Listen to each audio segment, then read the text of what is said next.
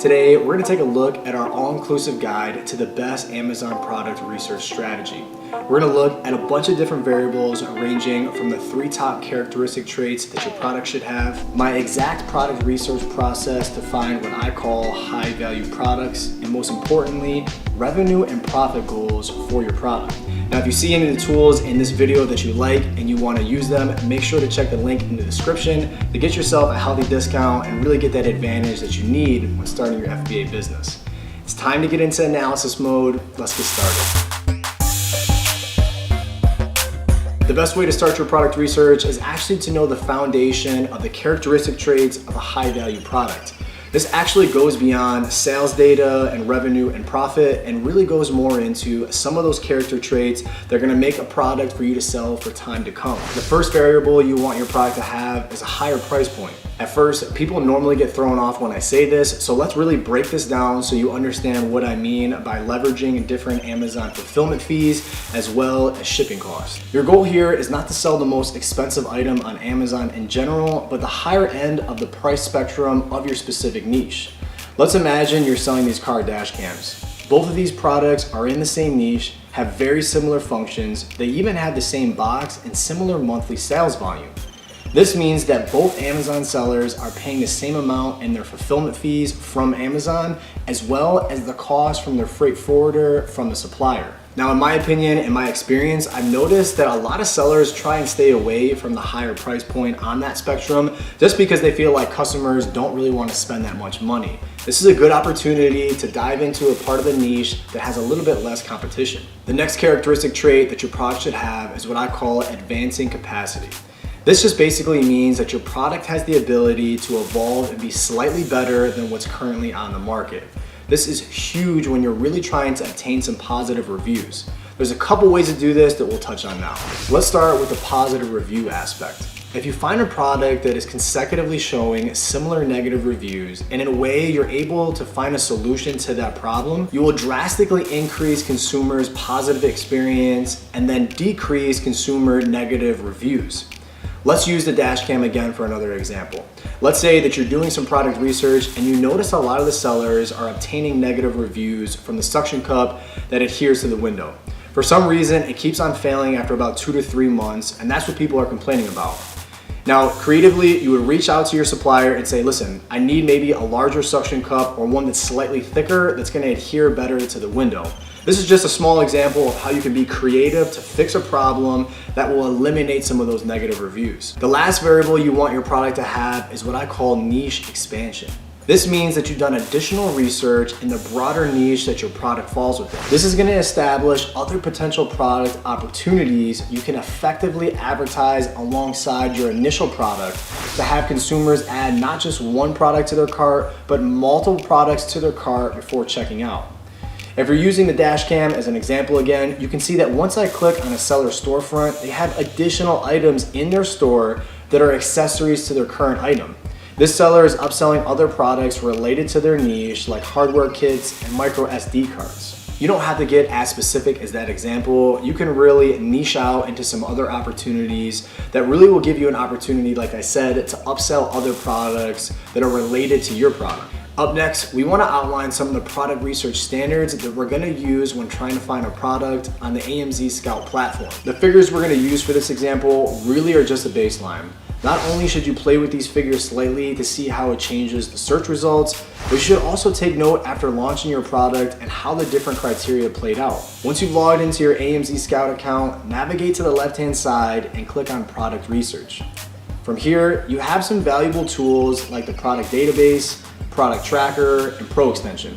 From this point in the process, click on the product database so we can input the certain criteria to really filter what products have a strong potential for success. Your first filter is the category section. Simply click on the drop-down arrow and you'll see all the different Amazon categories that products are listed within. For this example, I'm going to select quite a few categories so we can really see how it alters the search results. I recommend in this section that you not only choose categories that you might be slightly interested in, but also try and find categories that are best suited to have private label items. A few examples of categories that you may want to stay away from that aren't best for private labeling are video games, digital music, Kindle store, and baby products. The next filter is the price section, and this is just what the product is being sold for on Amazon. For here, I put a minimum of $30 and a maximum of $60. After that, click on the More Filters section, which is going to give you a bunch more opportunities to really narrow down your search. The next filter is the review section. In my experience, I like products that have less than 100 reviews, so I'm going to put 100 for the second figure. After that is the estimated sales filter. This is an important variable that is indicating the level of demand that a product has. For a minimum, I like to put 500, and for a maximum, I'll put 1,000. Our next filter we need to adjust is the weight section here. As implied, this filter will narrow down the search for products that fall within a certain weight. The weight of your product really is important because it will heavily impact Amazon's fulfillment fees as well as the freight forwarding costs to the Amazon warehouse from your supplier. For this section, I like to put between 1 and 5 pounds as a maximum. This is a great starting place for us, so from here I would click on Find Products tab on the right hand side and see the search results. After the search results have shown up, the first thing I like to do is go in and X out any products that seem seasonal.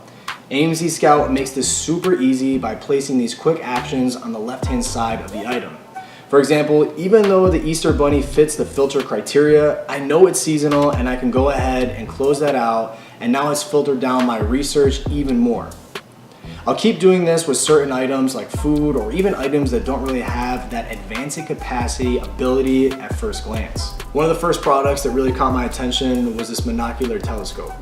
AMC Scout has this trending icon next to different products that have a 20% or more increase over a span of 1 to 3 months, just as a little indicator to let you know this product is currently trending. Now that I have found a product that seems interesting, I want to dig a little bit deeper, and I'll use AMZScout's research tool to explore some more data for this product. Within the keyword research tab, the reverse Acen lookup makes getting more information pretty easy. After we copy the Acen from the product database, we can simply paste it here and click on the Find Keywords button to get a list of keywords associated to this Acen, along with some important information like estimated search volume associated with a specific keyword. Now that we have a good idea of the keywords this product is using on Amazon, let's switch gears and actually continue the research on Amazon itself using some other tools. After I have typed in the keyword associated to this product within the Amazon search bar, I like to use the AMC Scout Pro extension to get some more information. After you open up the extension, AMC Scout is going to categorize all the important product information in an easy to read report at the top. Right away, a few important variables I like to note is the niche score at the top right here. If you actually click on the words here, it will bring up 3 components that AMC Scout uses to rate their products and gives you a description for each. Our score for this product is an 8 out of 10, which is honestly great. It shows the product has high profit margins, high levels of demand, and lighter levels of competition. Another important figure I like to focus on in the Pro extension is the average reviews. Like it indicates, this metric is just showing the average reviews within this niche for all the different sellers. Now, just as a rule of thumb, I like this number to be below 150. You can see from the data, we're right around 80 here, which is a pretty good sign for competition levels. Now, one of the last tools I like to use before going on and calculating potential profits is the Quick View tool. This web extension is great for comparing products within the same niche and really seeing how certain sellers are leveraging different variables to their benefit.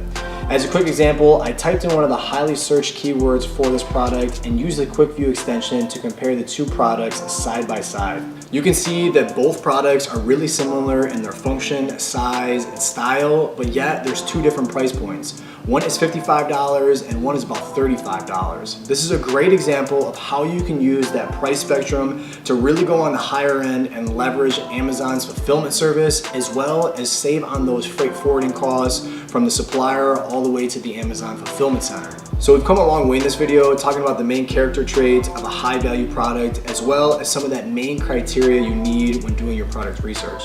The last step now is calculating your potential profits. One of the best ways to do this, and a free way to do this, is using AMZScout's profit calculator. Not only do I love this tool because it costs you nothing to use it, but it really makes calculating your potential profits extremely clear and easy to understand. After you have downloaded the Chrome extension, click on the product you are looking to calculate the profit margins for. For us, we'll stick with a monocular telescope example. Once you open up the Chrome extension, you'll see this pop up that is going to allow you to input the figures that are responsible for calculating the profit margins. There are quite a few variables to input here, so we'll do one at a time and a brief description for each. The first is the unit price. This should automatically be generated when you open the web extension. This is just what the unit is selling for on Amazon. The next figure we need to input is the product cost. This is going to come directly from your supplier and is pretty straightforward, and it's based on per unit cost. As you can see, after reaching out to a supplier, I was able to lock in a price of around $18 for an order of 100 to 500 units. For this metric, I put $18.50 just to play it safe. Below your product cost is the shipping cost. Again, this is per unit, so make sure you make that proper calculation when determining your shipping costs. After reaching out to that same supplier on Alibaba, I was able to get an estimated value of around $4.50 based on the weight of the product as well as the packaging of the product. The next input is your CPC figure, or your cost per click. This is going to come from running different PPC campaigns on Amazon to market your product so that shopping customers can see and purchase it. I like to average between $1 and $3 per sale here, so I went right in the middle and I input $2 for this figure. Below that are all the different product figures that the AMZ Scout automatically generates for you. This is one of the reasons that I really love this aspect of the platform, just because it makes it super simple by taking all the different dimensions of the product and its weight, categorizing it all very easy for you to read and see all those different expenses. The last figure that we need to adjust is the estimated monthly sales. Now there's a few ways to compute this, but my favorite way is just taking 75% of the total inventory that you plan on selling. For a quick example, let's say that we plan on ordering 100 units for our first batch. 75% of that is just 75 units, so that's the figure that I would plan on selling on my first month when launching this product. Now you're at the best part, and that's seeing how much money this product can make you. Under the estimated monthly sales are 5 figures that break down all the metrics you need to know. The first is your total FBA fees for selling this product, which we can see to be right around $13.84 per unit. That is how much Amazon will take after each sale occurs. The next figure is profit per unit. As you can see, for the monocular telescope, we're making almost $18 per sale. Below that is your net margin figure. This is a percent that indicates the total profit margin per sale. A good rule of thumb here is to have your profit margins be at least over 25% to really make it worth your while. The next figure is your ROI. This stands for return on investment. This figure is computed by net income divided by the total cost of your inventory. Again, another rule of thumb is that it should average around 50% or more. The last and final figure that really is the most exciting in my opinion is the dollar amount of profit you'll make on your total inventory. You can see from this example that if we sell 75 units in 1 month, we'll make around $1,322. After this entire video, you're really now ready to start your research or maybe even scale your existing business. If you like this video, make sure to like and subscribe, and more importantly, if you have any questions about the research process, make sure to comment down below, let me know your questions. I'll make sure to answer and get you moving in the right direction. I look forward to seeing you guys on the next one. Peace.